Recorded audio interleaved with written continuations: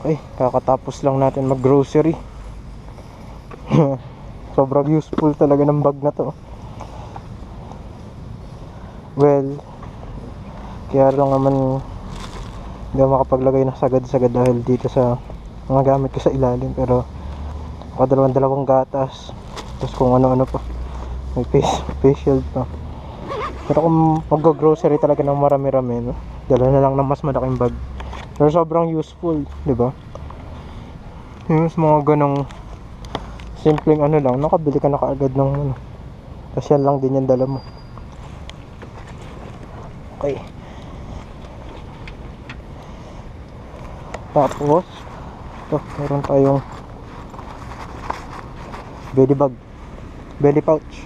Ay, ano man tawag dito, fanny pack, hindi, basta ano man tawag dito. Nagre-record ba tayo? Nagre-record tayo. Okay. Hindi ito yung pambayad ko eh.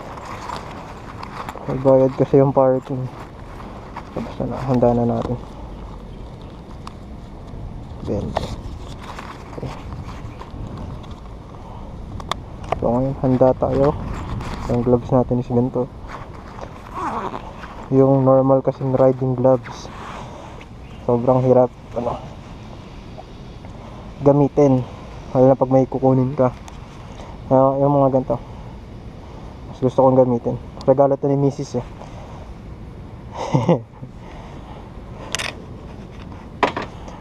Medyo favorite pero